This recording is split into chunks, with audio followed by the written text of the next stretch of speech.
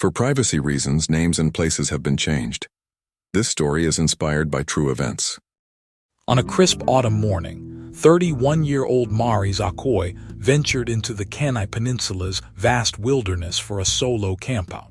Eager for the solitude of the Muskeg Flats near a tidal creek, she never returned. Despite an extensive investigation spearheaded by seasoned wildlife troopers, dedicated volunteer SAR teams, and intrepid bush pilots, Maurice vanished without a trace. Her last communication, a cryptic text about shifting winds and unsettling tree groans. For 7 agonizing years, her family and friends lived with a profound, gnawing uncertainty, haunted by the rugged, unforgiving Alaskan terrain. Then, 7 long years later, a startling discovery was made deep within those remote flats. This is the complete investigation into what happened to Maurice Akoi, and the dark secrets the wilderness of the Kenai Peninsula ultimately revealed. Before we continue, let us know where you're watching from, and if you enjoy this content, consider liking and subscribing to our channel. Now let's continue. The Kenai Peninsula, a vast expanse of raw Alaskan wilderness, beckoned with a beauty as profound as its inherent dangers. Here, where the land met the sea, stretched endless Muskeg Flats, a treacherous tapestry of boggy ground and dense vegetation, intersected by the icy veins of tidal creeks. It was a place of breathtaking isolation, where silence was broken only by the cry of gulls, the rush of wind, or the distant rumble of ice. Into this formidable landscape in the late summer of 7 years prior stepped Maurice Akoi. Maurice, a 31-year-old solo backpacker, was no stranger to the solitude and demands of the backcountry. Her independence was as ingrained as her love for the outdoors, a passion that had led her to countless trails across North America. This particular weekend, she had planned a short, restorative campout in a remote section of the Kenai, confident in her skills and meticulous preparations. She had shared her itinerary with a trusted friend, detailing her route and expected return. Her journey began uneventfully, a testament to her experience. For the first day, sporadic satellite messages confirmed her progress, each one brief but reassuring. Then, as dusk began to settle over the flats, a final message arrived. It was terse, yet carried an unsettling undercurrent, a report of a shifting wind and, more ominously, tree groans. The words painted a vivid, if disquieting, picture of the forest around her reacting to unseen forces. Following that last transmission, the digital lifeline went silent. Hours stretched into a day, then 2. The expected check-in never came. The vastness of the Kenai Peninsula, once an inviting challenge, now loomed as an impenetrable shroud. Maurice Akoi, a seasoned adventurer, had vanished without a trace, leaving behind only a cryptic message and an echoing void in the Alaskan wilderness. Her disappearance marked the beginning of a relentless mystery. When Maurice Akoi failed to make contact after her final, cryptic message, the alarm bells began to ring. Her trusted friend, having not received the expected check-in, initiated the process, contacting local authorities. What started as concern quickly escalated into an official missing person report, prompting an immediate and urgent response from the small, tight-knit community and state agencies. Leading the charge was wildlife trooper Hank Sorensen, a veteran of the Alaskan wilderness, whose years patrolling the vast Kenai Peninsula had instilled in him a profound respect for its unforgiving nature. Collaborating with him was Kat Nguyen, the indefatigable lead of a volunteer search and rescue team, whose dedication to finding the lost was legendary among her peers. Their combined expertise represented the best hope for Maurice in the daunting landscape. Within hours, a full-scale search and rescue operation was mobilized. Ground teams, including K-9 units, were deployed to the last known vicinity of Maurice's transmission. Bush planes and helicopters began aerial surveys, their pilots meticulously scanning the dense canopy and winding waterways for any sign of a campsite or distress. Every available resource was channeled into the effort to locate the missing backpacker. However, the Kenai Peninsula proved to be a formidable adversary. The Muskeg Flats, a treacherous mosaic of spongy ground and hidden water, swallowed footprints and slowed progress to a crawl. Dense spruce forests offered little visibility, their thick undergrowth concealing potential clues. The unpredictable tidal creeks, constantly shifting and swelling, could easily obscure or carry away evidence. Weather conditions, prone to rapid changes, further complicated aerial and ground operations, often forcing temporary halts. Days bled into a week, then two. Despite the exhaustive efforts of Sorensen, Nguyen, and their dedicated teams, no substantive clues emerged. There was no trace of Mari's campsite, no discarded gear, no definitive tracks. The vast, indifferent wilderness had seemingly absorbed her without a whisper. As the initial, intensive search efforts began to yield nothing but frustration, the initial urgency slowly gave way to a growing despair. A grim acknowledgement that Mari's Akoi had vanished without a trace, leaving behind an impenetrable mystery. The initial, exhaustive search for Mari's Akoi eventually wound down, not with a discovery, but with the grim reality of an empty wilderness. Weeks bled into months, and then months into years, each passing season diminishing the faint flicker of hope for a swift resolution. 7 years accumulated, an agonizing stretch of time during which the active search efforts, once robust and resource-intensive, gradually faded into a routine review of an ever-thinner file. The sheer scale of the Kenai Peninsula, combined with the lack of any definitive clue, rendered sustained, large-scale operations impractical. In the vacuum of information, questions persisted, evolving into theories whispered among those who remembered Mari's. Was it a tragic accident, a misstep on treacherous terrain, or an unforeseen natural event? The Kenai was known for its sudden shifts in weather, its hidden crevasses, and the unpredictable power of its tidal creeks. Others considered the possibility of a wildlife encounter, a grim but not uncommon fate in such a remote region. Yet, the absence of any signs of struggle or animal activity left this theory unconfirmed. A more unsettling thought, though rarely voiced by authorities, was the prospect of human intervention, a sinister act in the vast isolation. But without evidence, it remained purely speculative. The Kenai Peninsula itself became a silent accomplice, its dense spruce forests, impenetrable muskeg, and rugged coastline offering an ideal sanctuary for secrets. The land's ability to consume and conceal was legendary. A person or any evidence could easily lie hidden for decades, swallowed by the bog, buried under a snowdrift, or washed away by the tides, leaving no trace. The environment that Mari's Akoi loved had ultimately become her most effective shroud. Despite the dwindling hope, Mari's case remained open in police records, a persistent entry in the files of the Alaska State Troopers. However, without new leads, without a fresh piece of evidence to pursue, it transitioned into the unenviable category of a cold case. This designation meant that while the file was not closed, active investigation ceased, replaced by periodic reviews and the distant hope that new information might one day surface. The dedicated efforts of individuals like Hank Sorensen and Kat Nguyen, though unwavering in their commitment to the missing, could only do so much against the insurmountable odds of an empty trail.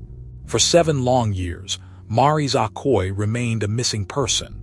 Her family endured the torment of not knowing, her friends clung to fading memories, and the wilderness held its secrets close. Her fate, shrouded in the vast, indifferent expanse of the Kenai, remained an enduring, haunting mystery, a silent testament to the unforgiving nature of the Alaskan frontier. 7 years after Mari's Akoi's disappearance, the vast Kenai Peninsula continued to guard its secrets. The case had long since gone cold, a file periodically reviewed but lacking any new impetus. Then, against all odds, the wilderness relinquished a single, crucial piece of evidence. It was late summer again, mirroring the season of Mari's vanishing, when a lone hiker, navigating a particularly dense section of the Muskeg Flats, stumbled upon an anomaly. Amidst a tangle of ancient, fallen spruce, a natural wind throw created by a powerful storm years prior, a glint of metal caught their eye, partially obscured by moss and decaying timber. Wedged deep within the crisscrossing trunks and root systems of the wind throw, almost perfectly concealed, was a bare canister. These robust, cylindrical containers are standard issue foe. Our backpackers in bear country, designed to protect food from wildlife. This particular canister, however, bore a significance far beyond its intended purpose. It was recovered, and upon closer inspection, revealed a chilling detail that instantly reignited the dormant investigation with an almost palpable jolt. Scratched crudely but clearly into the interior wall of the canister were the initials M.O. The discovery was electrifying, sending a ripple through the law enforcement community that had long since shelved Mari's file. This was not merely a lost piece of gear. It was a direct, desperate message from Mari's Akoi herself. The fact that the initials were inscribed from the inside unequivocally indicated that she had been alive and conscious after becoming trapped or taking refuge within the container. It shattered the lingering theories of immediate accidental death or swift wildlife predation, offering a new, agonizing possibility. Mari's had been there, and she had fought to leave a sign, a final, silent scream for help. The bare canister transformed Mari's cold case into an active investigation overnight. It was no longer a story of a person simply vanishing. It was now a narrative with a concrete, tangible clue, a voice from the past. The canister represented a desperate attempt at communication, a final act of agency against the overwhelming odds of the wilderness. Its recovery provided not just a geographical anchor for renewed search efforts, but also a profound shift in understanding her last moments, introducing the chilling notion of prolonged distress. Investigators immediately recognized the immense forensic potential of the find. The canister would be meticulously processed for any traces of DNA, fingerprints, or microevidence that could shed light on Mari's condition, her movements, or even the presence of another individual.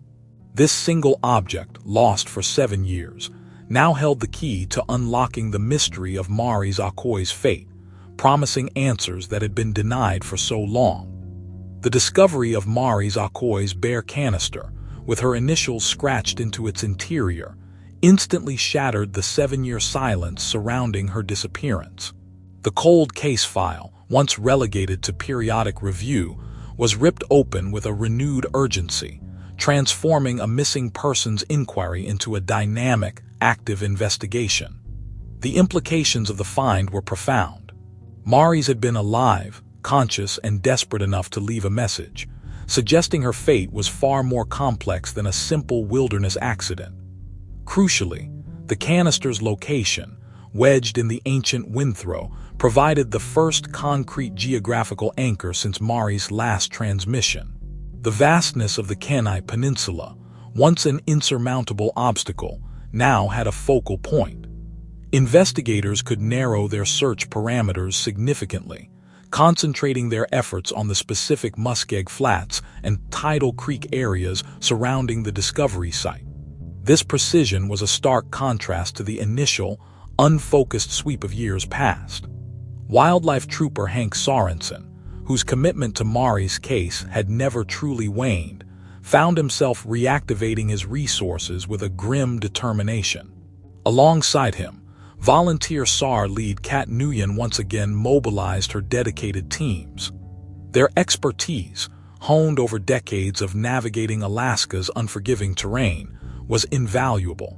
This time, however, their efforts were augmented by new technology and, critically, a more defined target area. A key addition to this re-energized search was bush pilot Tundra Salazar. Known for their unparalleled ability to navigate the treacherous Alaskan skies and land in the most remote, challenging spots, Salazar's small aircraft became an indispensable asset.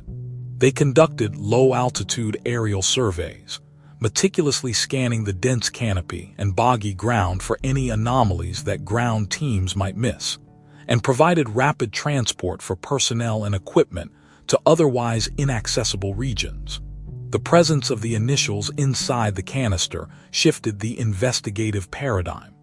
It was no longer solely about where Maurice was, but what had transpired to force her into such a desperate act, and why she had been unable to leave the canister. This chilling detail suggested more than just a struggle for survival. It hinted at entrapment, injury, or perhaps even the presence of another individual. The search for Maurice Akoi had evolved into an active quest or answers to a profound and unsettling mystery. The re-energized search, now tightly focused by the bare canister's location, became a methodical grid pattern across the Muskeg Flats. Ground teams, led by Kat Nguyen, moved slowly, painstakingly examining every depression, every cluster of fallen timber within a 2-mile radius. Hank Sorensen coordinated aerial passes with Tundra Salazar, who flew low, identifying subtle anomalies in the forest canopy that might indicate an old campsite or disturbed ground. The harsh Alaskan terrain, however, remained unyielding, its dense undergrowth and boggy pockets offering endless places for secrets to hide. Days of intense effort passed with only minor findings of animal trails or natural debris. Then, nearly a week into the renewed search, a ground team stumbled upon a significant disturbance. Not far from where the bare canister had been recovered, a massive spruce tree lay toppled, its immense root ball ripped from the earth. This in itself was not unusual in a region prone to fierce winds. However, the way it had fallen, or perhaps been manipulated, caught the experienced eye of a SAR volunteer. The tree had created a deep, irregular cavity where its roots once anchored it. Upon closer inspection, the cavity was not empty. It was unnervingly packed with a collection of items. A backpack, a sleeping bag, and other personal effects, all obscured by layers of decaying leaves and soil. Beneath these items, intertwined with the root system, lay skeletal remains. The discovery was grim, yet undeniably conclusive. After 7 years of agonizing uncertainty, Maurice Akoi had finally been found. Her long journey into the wilderness had ended here, beneath the crushing weight of a fallen giant. But the final, most chilling detail was yet to be uncovered. As forensic specialists meticulously examined the site, they noticed distinct, unnatural marks on the exposed root buttresses of the toppled spruce. These were not the random gouges of natural decay or animal activity. They were precise, linear indentations, consistent with heavy tools, perhaps a pry bar or a large lever, used with immense force. Someone had deliberately leveraged the colossal tree after it had fallen, manipulating its immense weight to deepen and conceal the cavity beneath, effectively burying Maurice Akoi and her belongings. This singular piece of evidence transformed the tragic accident of a missing person into something far more sinister. Maurice had not simply perished in the wilderness. Her body had been intentionally hidden. The case was no longer about a disappearance, but a homicide. The discovery beneath the toppled spruce provided the grim, definitive answer to Maurice Akoi's fate. Forensic teams meticulously documented the scene, carefully exhuming the remains and the associated gear. Dental records, cross-referenced with Maurice's medical history, swiftly confirmed the identity. After 7 agonizing years, Maurice Akoi, the adventurous solo backpacker, was no longer merely missing. Her family finally had the painful, undeniable truth of her passing. The closure they received was not one of relief, but of confirmation, replacing a void of uncertainty with the stark reality of loss. The implications of the scene extended far beyond mere identification. The presence of Maurice's bare canister, inscribed from the inside, indicated she had survived the initial event. The subsequent discovery of her body in a deliberately concealed cavity beneath the massive spruce evidenced by the distinct tool marks on its root buttresses, unequivocally eliminated any lingering theories of a simple accident or natural death. This was not a person who had succumbed to the elements and been naturally covered by the wilderness. This was a deliberate act of concealment, a calculated effort to hide the truth of what had happened to Maurice Akoi. The case had transformed from a missing persons mystery into an active homicide investigation. With Maurice's body finally located, the immediate search for her was over, but a far more complex and chilling inquiry had just begun. The fundamental question was no longer where she was, but who was responsible for her death and subsequent concealment. Was she the victim of a random encounter, an opportunistic predator lurking in the vast isolation of the Kenai?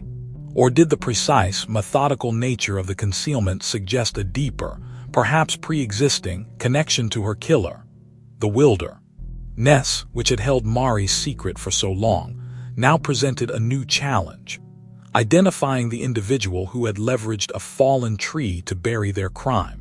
The long journey from Maurice Akoi's enigmatic disappearance to her tragic discovery spanned 7 years, marked by fading hopes and a singular, crucial clue. Her solo adventure, which began with such independence and love for the outdoors, ended in a manner far more sinister than anyone could have imagined. While the Kenai Peninsula had finally relinquished its secret, providing a definitive resting place for Maurice, the investigation into her death and the identity of her perpetrator now began in earnest. The case of Maurice Akoi, a solved missing persons file, had become a cold case homicide, leaving behind an enduring mystery of human malevolence in the heart of Alaska's untamed frontier.